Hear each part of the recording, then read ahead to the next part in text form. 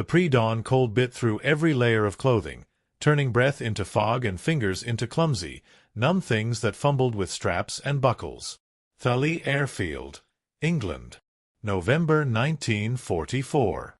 The war had been grinding on for so long that even the youngest crews had faces that looked decades older than their birth certificates claimed. Staff Sergeant William "Billy" Blackburn stood beneath the belly of Devil's Chariot, a B-17G flying fortress that had somehow survived 23 missions over Europe. 23 times she'd flown into hell. 23 times she'd limped back. The olive drab paint was scarred with patched holes, each one a story of flak that could have ended everything. Billy pressed his gloved hand against the cold aluminum. The bomber felt solid, real, permanent, even though he knew better. He'd seen fortresses disintegrate in mid-air, seen them spiral down trailing black smoke and the screams of men who would never make it home. Every mission was a coin flip with death, and the odds got worse each time. Blackburn. Stop fondling the damn plane and get your gear. That was Lieutenant Marcus Webb, pilot, 24 years old, with blue eyes that had seen things no one should have to see. Webb had a way of joking through the terror, of making the crew believe they might actually survive the day. But this morning, even Webb looked tense. Billy grabbed his flak vest, 30 pounds of overlapping steel plates that might stop shrapnel but felt like wearing a medieval torture device for 8 hours. The leather oxygen mask. The heated suit that never quite kept the cold away at 25,000 feet. The parachute that was supposed to save your life if everything went wrong, though everyone knew the chances of actually using it successfully were slim. Around him, the rest of the crew prepared in their own private rituals. Co-pilot Danny Reeves chain-smoked, each cigarette lit from the last. Navigator Jerry Goldman studied maps with an intensity that suggested he could will them to safety through sheer concentration. Radio operator Pete Morrison checked his equipment 3 times, 4 times, 5 times. Bombardier Frank Chen sat silent, staring at nothing. The waist gunners, tail gunner, and ball turret gunner, Johnny, Mike, and Tommy, moved like ghosts through the pre-mission routine. They were the ones who would spend the mission in the most exposed positions, watching enemy fighters come straight at them, watching friends die in neighboring bombers. The briefing had been short and brutal. Target: Merseburg, Germany.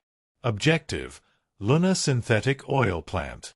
Intelligence assessment: heavy flak. Fighter opposition: probable. Expected losses: 20%. 20%. That meant that out of the 36 bombers taking off this morning, 7 wouldn't come back. 7 crews, 70 men, would die today. The math was simple and horrifying. But the oil had to be destroyed. The German war machine ran on fuel, and Merseburg produced a massive amount of it. Take out Merseburg, and you took out hundreds of tanks, thousands of vehicles, countless flights by the Luftwaffe. The strategic calculus was clean and cold. 70 American lives to save thousands more. Billy understood the math. He just hated being part of the equation. Mount up. The order came down the line, passed from crew to crew, bomber to bomber. Billy climbed through the waist gun position, the familiar cramped interior of the B-17 wrapping around him like a freezing metal coffin. Every surface was hard, angular, designed for function rather than comfort. Ammunition belts hung in loops. The twin .50 caliber machine guns pointed outward through their square windows, ready to spit death at 800 rounds per minute. The engines coughed to life one by one. 4 Wright R-1820 Cyclone radials, each producing 1,200 horsepower, each one screaming with a sound that shook your bones.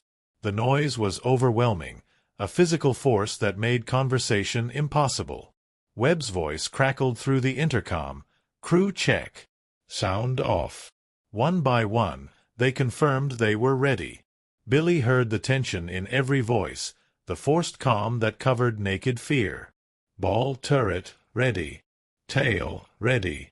Waist guns, ready. Navigator, ready. Down the line until all 10 men had confirmed they were prepared to fly into hell. Devil's chariot lurched forward, joining the taxi line. Through the small window, Billy could see other fortresses rolling toward the runway, a procession of massive bombers each carrying 6,000 pounds of high explosives and 10 men who wanted desperately to see tomorrow. The takeoff was always the worst part, that moment when the overloaded bomber struggled to get airborne, when you held your breath and waited to see if the engines would fail, if the landing gear would collapse, if you'd become just another fireball at the end of the runway. But Devil's chariot lifted.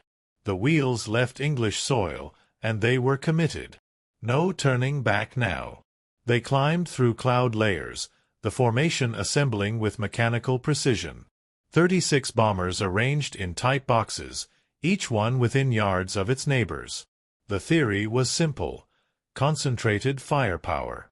When enemy fighters attacked, they'd face a wall of .50 caliber machine gun fire from every angle. The reality was more complicated. The tight formation meant constant vigilance, constant tiny corrections, the ever-present terror of mid-air collision. Billy had seen two fortresses drift together, their wings touching for just a second before both planes exploded in a fireball that consumed 20 men in an instant. At 15,000 feet, Billy plugged in his oxygen mask. Below that altitude, you could breathe. Above it, the air got too thin, and hypoxia would kill you quietly, pleasantly, making you stupid and then unconscious and then dead without ever realizing what was happening. At 20,000 feet, the temperature dropped to 40 below zero. At 25,000 feet, they crossed into enemy airspace. Webb's voice. Fighters. 2 o'clock high.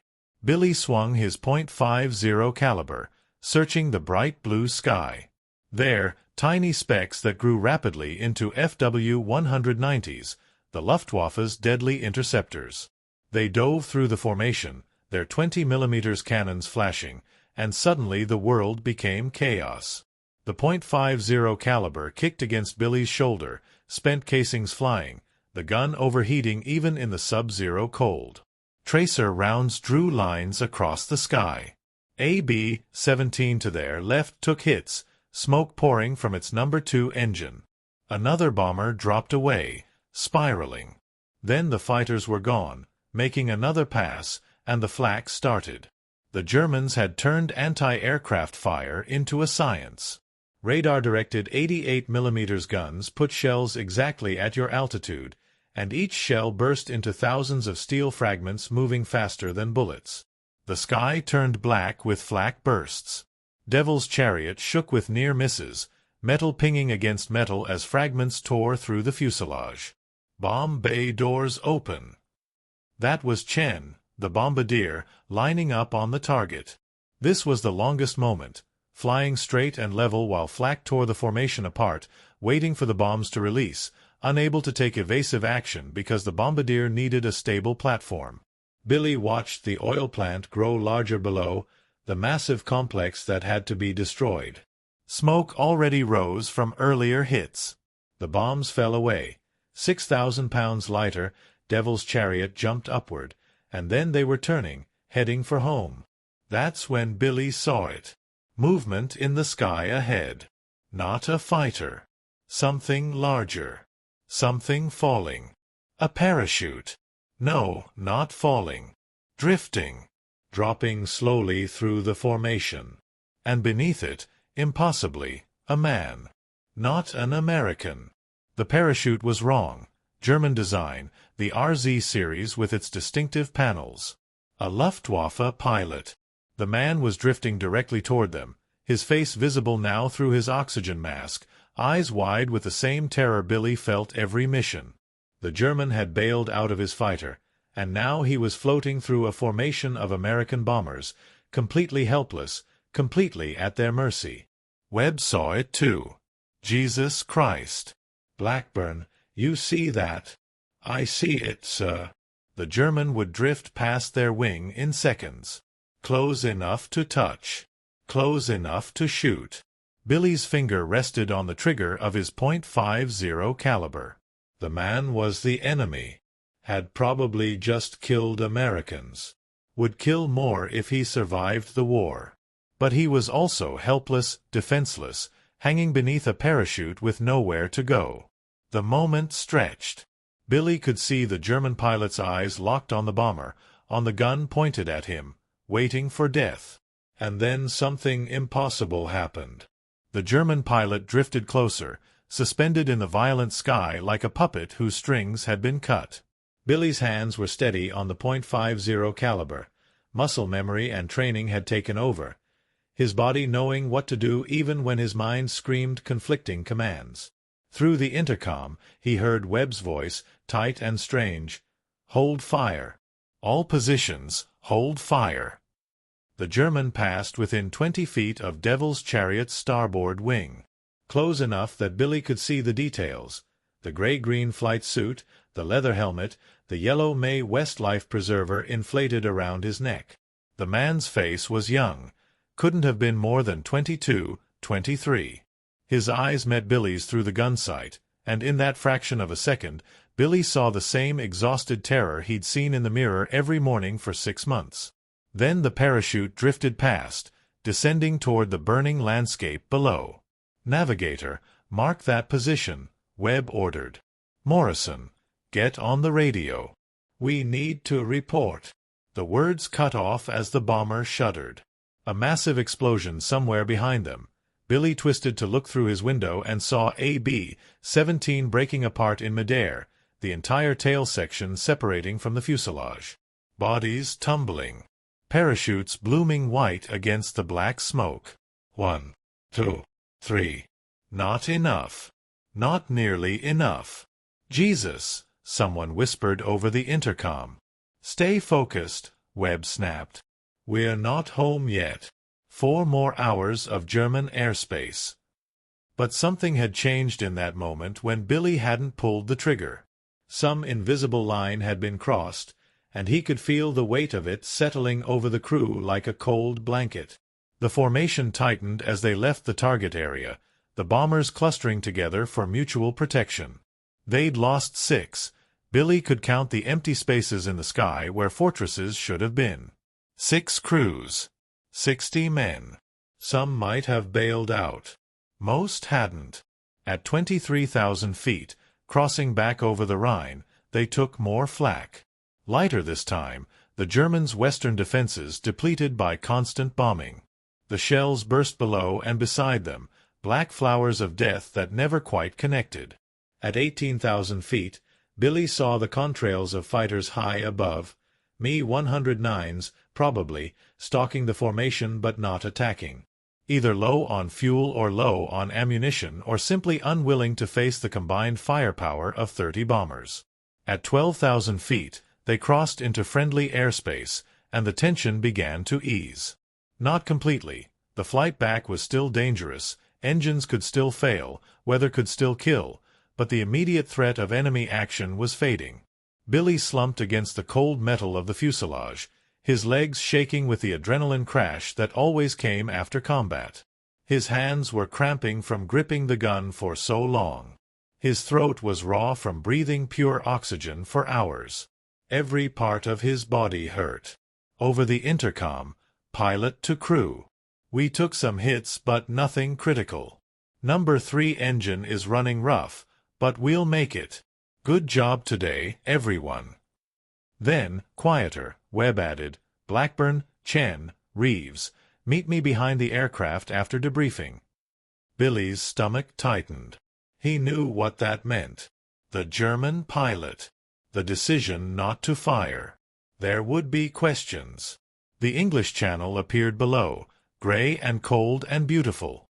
They'd made it. Another mission survived. Number 24. Devil's Chariot descended through cloud layers, the world turning white and featureless before breaking clear over the patchwork farmland of East Anglia. Theli Airfield materialized ahead, the runway a dark stripe across green fields. The landing was smooth. Webb was a damn good pilot, whatever else could be said about him. The wheels touched down, the bomber rolled, and they were home. Alive. Intact. Lucky. Billy climbed out into late afternoon sunlight that felt impossibly warm after the frozen hell at altitude. His legs nearly buckled, 8 hours in a cramped, freezing bomber left you barely able to walk.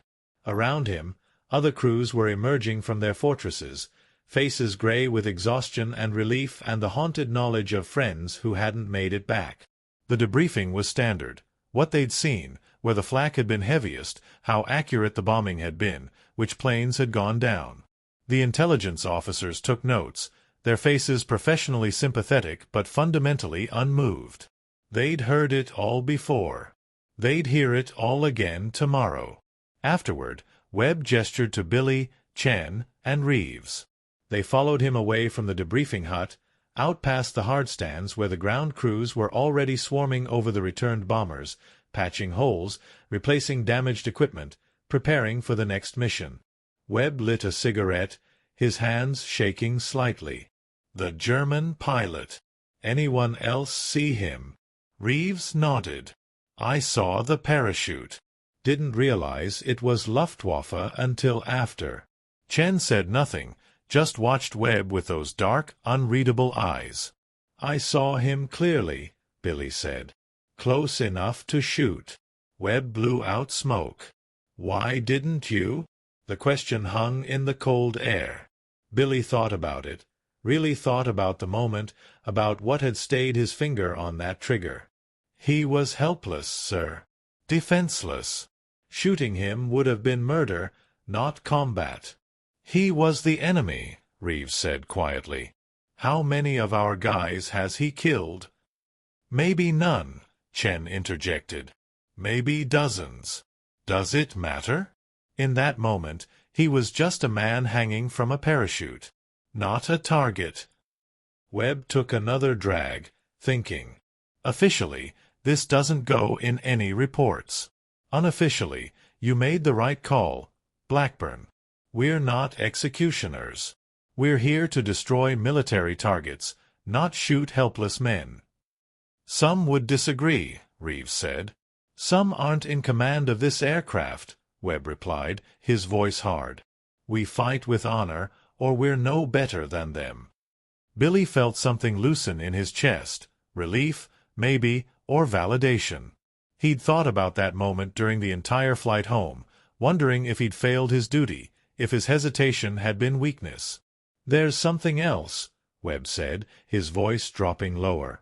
Morrison picked up some chatter on the radio. German civilian frequencies, not military. There's something happening near the French border. Refugees, maybe, or escaped prisoners.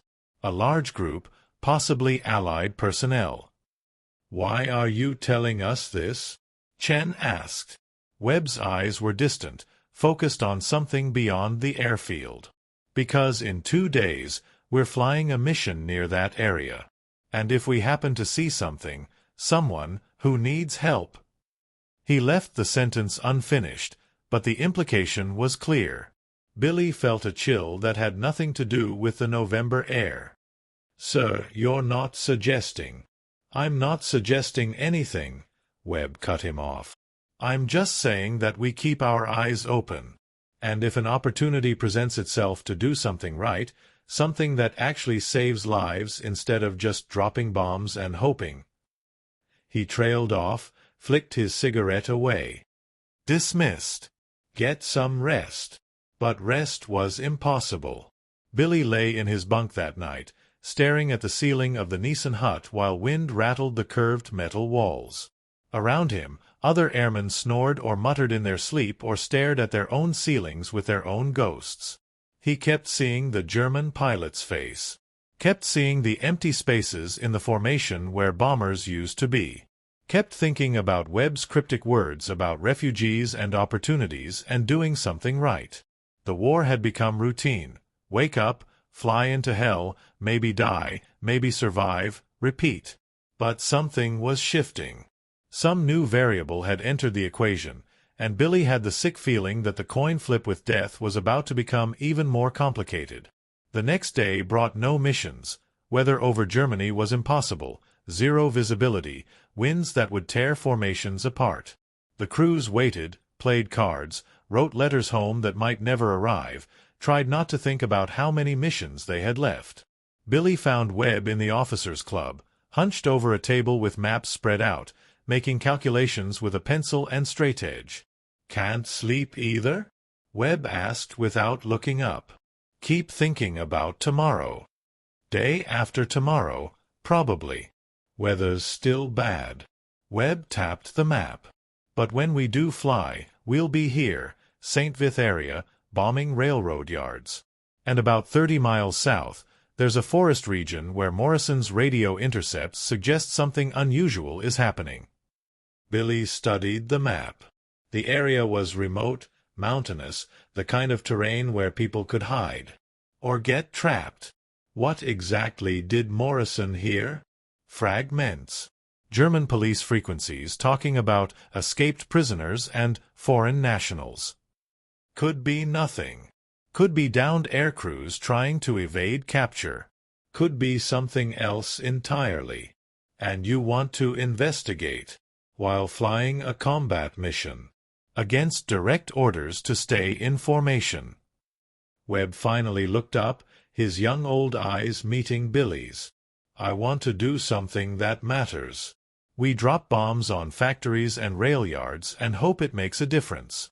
But this, actually saving people, pulling someone out who otherwise would die, that's direct. That's real. It's also court-martial territory. Only if we get caught." Webb's smile was grim. "Only if we survive to be court-martialed." Billy should have walked away. Should have reported Webb to the squadron commander. Should have done anything except what he did next. "What do you need from me?" Webb's smile widened, and Billy saw something dangerous in it, the smile of a man who'd stopped calculating odds and started trusting fate. "I need you to convince the crew. Because I can't order them to do this. It has to be voluntary. Has to be something we choose." The briefing came at 0400 hours, November 19th, 1944. Target: St. Vith Railroad Marshalling Yards, Belgium. Strategic importance: critical supply line for German forces in the Ardennes. Expected opposition: moderate flak, possible fighters. Weather: marginal but flyable. 29 bombers would fly this mission. They'd lost 7 since Merseburg, crews that had simply run out of luck or time or both. Billy had spoken to each crew member of Devil's Chariot individually over the past 30 hours. Not explaining Webb's plan, not yet, but feeling them out, understanding who they were beneath the fear and exhaustion. Goldman, the navigator, who'd studied architecture before the war and dreamed of rebuilding European cities after they'd finished destroying them. Morrison, the radio operator, whose brother had died at Normandy. Chen, who never talked about his family in San Francisco but carried a photograph he looked at before every mission. Johnny, Mike, and Tommy, the gunners who'd learned to joke about death because the alternative was screaming. They were good men. Tired men. Men who'd seen too much and wanted desperately to believe their service meant something more than just killing and dying. At 0530, standing beside Devil's Chariot in the pre-dawn darkness, Webb gathered the crew. The other bombers were starting engines, the roar building across the airfield. "I need to tell you something before we take off," Webb said, his voice barely audible over the noise. "There may be an opportunity during this mission to help people, Allied personnel or civilians, who are trapped behind enemy lines. If that opportunity presents itself, I intend to take it. This is not an order. This is a choice. Anyone who wants off this aircraft right now, no questions asked, no consequences, speak up." Silence. The crew looked at each other, then back at Webb. "What kind of opportunity?" Goldman asked. "The kind that involves leaving formation, descending to dangerous altitude, and hoping like hell we don't get shot down."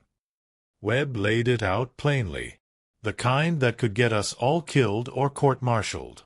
The kind that goes against every regulation and order we've been given." More silence. Billy watched their faces, saw fear there, yes, but also something else. Curiosity. Maybe even hope. "I'm in," Billy said. Chan nodded. In. One by one, the crew confirmed. Some reluctant, some eager, all committed. Then let's fly, Webb said. The takeoff was routine, the formation assembly textbook perfect. Devil's Chariot took her position in the high squadron, number 3 in the lead element. The sky was gray with scattered clouds, visibility decent, wind from the west at 40 knots. They crossed the channel at 18,000 feet, climbed to 24,000 over Belgium. Below, the landscape was scarred with war, bomb craters, burned villages, roads torn apart by artillery. 4 years of fighting had turned Europe into a graveyard. At 0845, they reached the initial point and turned toward the target. The railroad yards at St. Vith materialized through breaks in the clouds, a tangle of tracks and switching stations and freight cars. Then the flak started. Not as heavy as Merseburg, but accurate enough. Black puffs walked through the formation, each burst a lethal radius of steel fragments. A bomber in the low squadron took a direct hit, its left wing folding upward before the entire aircraft rolled inverted and dove. "Bomb bay doors open," Chen announced, his voice steady. They were at 23,000 feet, speed 180 miles per hour, winds aloft factored into the bombardier's calculations. Chen watched through the Norden bomb sight as the crosshairs crept across the target. Bombs away. The fortress jumped as 6,000 pounds of high explosives fell free. Below, the railroad yards disappeared in eruptions of fire and smoke. "Good hits," Chen reported. "Secondary explosions. Looks like we got an ammunition train." The formation began its turn, heading for home. This was the moment. Webb's voice over the intercom, "Everyone hold on. We're deviating." Devil's Chariot dropped out of formation, nosing down, picking up speed. Behind them, Billy could hear radio calls, other aircraft demanding to know what they were doing, threatening to report them, ordering them to return to formation. Morrison clicked off the radio. "Can't hear them if the radio's dead, sir." They descended through cloud layers, the altimeter unwinding, 20,000 feet, 15,000, 10,000. The ground rushed up to meet them, details emerging from the abstract. Forests, roads, a river winding silver through dark trees. Goldman was hunched over his maps, calculating furiously. Heading 270. Should bring us over the area Morrison marked. At 5,000 feet, they leveled off. This was insanely dangerous. Low enough that any German with a rifle could shoot at them, low enough that the terrain became a threat, low enough that if they encountered fighters they'd have no advantage of altitude. Webb pushed the throttles forward, increasing speed to 220 miles per hour. The fortress shook with the strain, every rivet and seam stressed beyond design limits. "There," Goldman pointed. "That valley, 3 miles ahead." Billy pressed his face to the gun window, searching. Forest covered the slopes, thick and dark. Then he saw it, a small clearing and movement. "People." "I see them," Webb said. "Morrison, try to raise them on the emergency frequency." Morrison worked his radio while Webb circled the clearing. Billy counted, 20 people, maybe more, huddled in small groups. Some wore military uniforms, others civilian clothes. They were looking up at the bomber, waving frantically. "Getting something," Morrison reported. "Weak signal. British accent. They're saying they're escaped POWs from Stalag 6A, 27 men, including wounded. Germans are hunting them. They're trapped." Webb swore softly. 27 men. The bomber could hold maybe 10 extra people if they stripped out ammunition and equipment. Maybe. "Options?" Webb asked. "There's no landing strip," Reeves said. "Even if there was, we couldn't take off again with that many people." "Could drop supplies," Chen suggested. "Food, medical equipment." "They need extraction, not supplies," Goldman countered. "Germans will find them within hours." Billy's mind raced through possibilities, each one more impossible than the last. Then an idea hit him. Crazy, desperate, but maybe possible. "Sir, what if we don't take them? What if we just mark their position, get them to a better location, and call in a rescue?" "With what? We're already going to be court-martialed for leaving formation." "With this." Billy pulled out his personal camera, a small Kodak he'd smuggled aboard against regulations. "We photograph them, photograph the terrain, get exact coordinates. Then we radio it in to the resistance network Morrison monitors. They've extracted people before." Morrison nodded slowly. "Could work. There's a resistance cell operating in this region. If we can give them exact information." Webb made the decision in seconds. "Do it. Chen, Goldman, get photographs. Morrison, prepare a transmission. We'll make one more pass, low and slow, then get the hell out of here." Devil's Chariot descended to 1,000 feet, suicidally low by bomber standards. Billy could see individual faces in the clearing, could see the hope and desperation in their eyes. Chen leaned out with the camera, shooting frame after frame. Goldman marked the exact coordinates on his map. Then Morrison called, "Fighters! 2 o'clock low." Billy swung his gun and saw them. 2 FW-190s, probably drawn by the bomber's radio transmissions or simply by the sight of a lone B-17 at impossible altitude. Engaging. Webb banked hard, the bomber groaning under the stress. The fighters came in fast, their 20mm cannons flashing. Rounds walked across Devil's Chariot's left wing, punching holes through aluminum. Billy returned fire, his .50 caliber spitting brass, but the fighters were too fast, too maneuverable. "Number 2 engines hit," Reeves shouted. "Oil pressure dropping." Webb feathered the damaged engine, the propeller windmilling to a stop. Now they were down to 3 engines, overweight, at low altitude, with enemy fighters circling for another pass. "We need altitude," Reeves said urgently. "Can't climb with 3 engines at this weight," Webb replied, his voice tight. "We need to lighten the load. Everyone, start throwing out everything that's not bolted down. Ammunition, equipment, everything." Billy and the other gunners began heaving ammunition cans out through gun ports.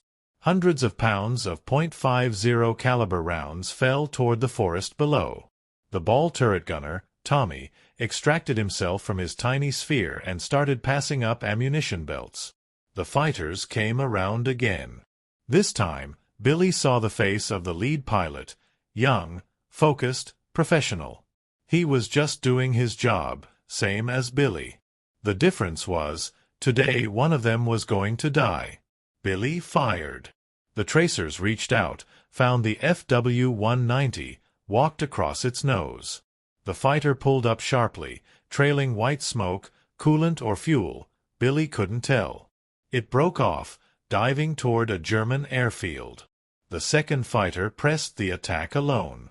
Its cannon shells tore through Devil's Chariot's tail section, shredding the vertical stabilizer. The bomber yawed hard to the left. "I'm losing control." Webb fought the yoke. "Tommy, get back in that ball turret. We need your guns." Tommy dropped back into the ball turret, and seconds later his twin .50s opened up. The fighter pilot realized his mistake too late. He'd come in on a perfect intercept course for the ball turret, and Tommy was one of the best gunners in the squadron. The FW-190 shuddered under the impact of 50 caliber rounds. Its canopy shattered. The pilot slumped forward. The fighter rolled inverted and dove, trailing black smoke, auguring into the forest with a distant crump of explosion. Silence. No more fighters. But Devil's Chariot was dying. Number 2 engine was gone. Number 3 was running rough, temperature climbing into the red. The hydraulic system was compromised. They might not be able to lower the landing gear. And they were still deep in enemy territory, hundreds of miles from safety. "Morrison, send that transmission," Webb ordered. "Everything we have, coordinates, photographs, The whole package. Send it now. Morrison worked frantically, broadcasting on the resistance frequency. Mayday, Mayday. 27 Allied POWs located at coordinates 50.27 north, 6.15 east. Require immediate extraction. Germans in pursuit. Repeat. He sent the message 3 times, then switched back to military frequencies. This is Devil's Chariot calling any Allied station. We are damaged and attempting to return to base. Request fighter escort and emergency landing priority. The response was immediate. Devil's Chariot, this is Kingfish Lead. We have you on radar. Estimate your position 20 miles southeast of Liège. Can you make it to friendly territory? Webb checked his instruments. Number 3 engine was failing. They were losing altitude despite maximum power on the remaining engines. Simple physics. They couldn't maintain flight with 2 engines at this weight and this damage. Negative. Kingfish. We're going down. Get a fix on our position for rescue. Copy. Devil's Chariot. Rescue birds are launching. Try to make it west of the front lines. Billy looked out his window at the Belgian landscape rolling past below. The front lines were close, maybe 15 miles. In a healthy bomber, an easy distance. In Devil's Chariot's current state, it might as well be 1,000 miles. Number 3 engine died at 3,000 feet. Not with drama. No explosion, no fire. Just a shudder and a cough and then silence as the propeller windmilled uselessly in the slipstream. Webb hit the feather button, but the mechanism was damaged. The dead propeller kept spinning, creating massive drag that pulled the bomber into a left turn. "Can't hold her," Webb grunted, muscles straining against the control yoke. Reeves grabbed the co-pilot's yoke, adding his strength, but it wasn't enough. The bomber was dying, and she wanted to die on her own terms. "Crew, prepare to bail out," Webb ordered, his voice steady despite everything. "Check your chutes. Wait for my command." Billy's hands moved on autopilot, checking his parachute harness, testing the ripcord, preparing for the moment when he'd have to jump into empty air and hope the silk opened. Around him, the other crew members were doing the same, their faces gray with fear but their movements trained, professional. Through the gun window, Billy could see the landscape. Forests and fields, a road cutting north to south, a small village with church spire. They were at 2,000 feet now, still descending. The altimeter unwound with horrifying speed. "Goldman, where are we?" Webb asked. The navigator studied his map, making quick calculations. About 8 miles east of Verviers. Still in German-held territory, but the front's close. If we can bail out and evade. "If," Reeves said quietly. They all knew the statistics. Downed aircrews in enemy territory had maybe a 30% chance of evasion and rescue. 70% were captured within hours. Of those captured, some percentage never made it to POW camps, shot while trying to escape, killed by angry civilians, executed by SS units who didn't recognize the Geneva Convention. At 1,500 feet, the left wing dipped sharply. Webb fought to level it, but the damaged hydraulics weren't responding. The bomber entered a slow spiral, the nose dropping despite maximum back pressure on the yoke. "That's it," Webb said. "We're going in. Everyone to crash positions. We're landing this bird." "Landing?" Reeves stared at him. "We have no landing gear, no hydraulics, minimal control." "Then it's a controlled crash. But we're not bailing out over German territory if we can avoid it." Webb's voice carried absolute certainty. "Goldman, find me the longest, flattest piece of ground you can." Goldman pressed his face to the navigator's window, searching frantically. "There, 2 o'clock, about a mile. Looks like a field, recently harvested. Maybe 800 yards long." "I see it." Webb adjusted their glide path, the bomber responding sluggishly. They were at 800 feet, speed dropping below safe levels.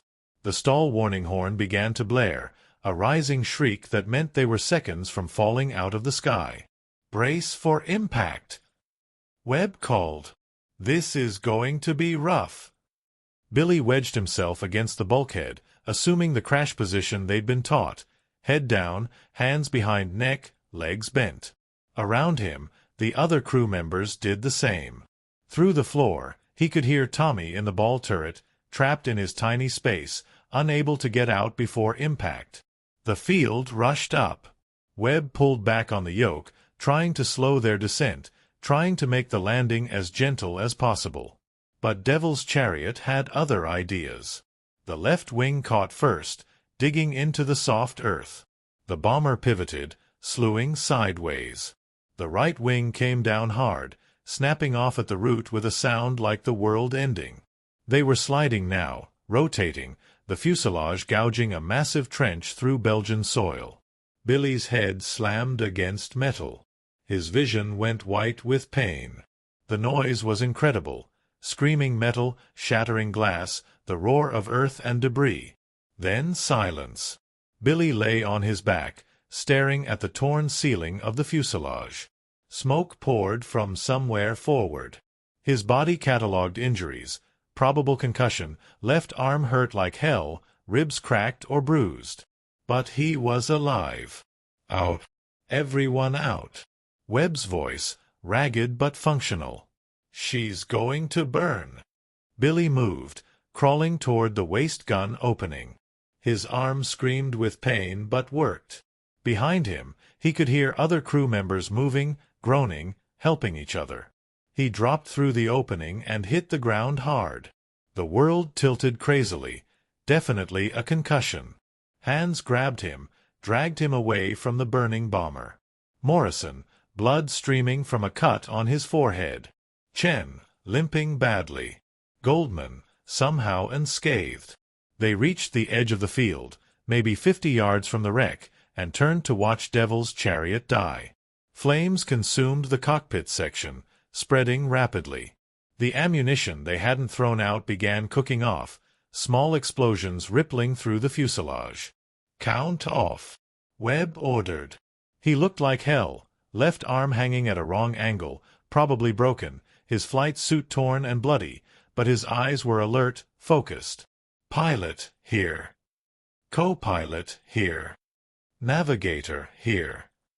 Down the list. 9 voices. 9 men accounted for. "Wait, where's Tommy?" Billy asked. They all turned to look at the burning bomber. Tommy had been in the ball turret. The ball turret was in the belly of the fuselage, crushed flat during the crash landing. No one moved. They understood. Tommy hadn't made it out. Couldn't have made it out.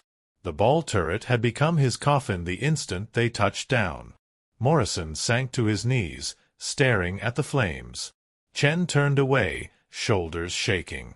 Goldman just stood there, frozen. "We need to move," Webb said quietly. "Germans will have seen us go down. We have maybe 10 minutes before they're here." "We can't just leave him," Morrison said. "He's gone, Pete. We can't help him. But we can save ourselves." Webb's voice was gentle but firm. "Tommy would want us to survive. You know he would." Billy took one last look at Devil's Chariot, the bomber that had carried them through 24 missions, the aircraft that had almost gotten them home one more time. Then he turned away. They moved west, staying low, using hedgerows and tree leans for cover. Webb led despite his broken arm, Morrison and Chen helping Goldman, who'd started limping badly from an ankle injury he hadn't noticed during the adrenaline rush of the crash. 2 miles from the crash site, they heard vehicles, German troops responding to the downed bomber. The crew pressed into a drainage ditch, barely breathing as trucks rolled past on the nearby road. When silence returned, they continued. The front lines had to be close. They could hear artillery in the distance, the constant thunder of the war that never stopped. At dusk, they reached a small stream and followed it north. Webb's navigation by dead reckoning, using the position of the sun and his wristwatch compass. They were filthy, exhausted, injured, but still moving. That's when they found the farmhouse. It sat alone in a small valley, smoke rising from its chimney. Webb studied it for long minutes before making a decision. We need food, water, intelligence about German positions. I'm going to knock on that door. If they're hostile, run. He approached alone, the rest of the crew covering him from the tree-line. Billy watched through the gathering darkness as Webb knocked, as the door opened, as light spilled out. He saw a woman, middle-aged, wearing an apron, stare at Webb's torn uniform, his broken arm, his American insignia. Then she opened the door wider and gestured for him to enter. "I think we're okay," Chen whispered. One by one, they approached. The woman, her name was Marie, spoke broken English, but her meaning was clear. They were safe here, temporarily. Her husband had been killed by the Germans 2 years ago. She had no love for occupiers. That night, huddled in Marie's kitchen, eating the first real food they'd had in 2 days, they listened to her radio. The BBC broadcast came through, tinny and intermittent, but clear enough. Allied forces report the successful extraction of 27 escaped prisoners of war from behind enemy lines in Belgium today. The prisoners, rescued by Belgian resistance fighters working from intelligence provided by an anonymous Allied aircraft, were returned to friendly territory and are receiving medical treatment. Morrison looked up, tears streaming down his face. "We did it. Those men we saw, they made it." Webb nodded slowly. "One thing that matters. One thing we got right. Cost us Tommy," Goldman said quietly. "Cost us Tommy," Webb agreed. "And Devil's Chariot. And probably our careers when we get back." But they'd saved 27 lives. 27 men who'd been trapped, hunted, hours from recapture or death. The math was brutal but simple. 1 life lost, 27 saved. Billy wasn't sure how he felt about that equation. 3 days later, they crossed into Allied lines. Guided by the Belgian resistance, passed from safe house to safe house, finally delivered to a British checkpoint where soldiers stared at their American uniforms and ragged condition with a mixture of respect and confusion. The debriefing lasted hours. Webb told the truth, all of it. The deviation from formation, the decision to help the POWs, the running fight with German fighters, the crash landing, Tommy's death. The intelligence officer listened without expression, taking notes, asking precise questions.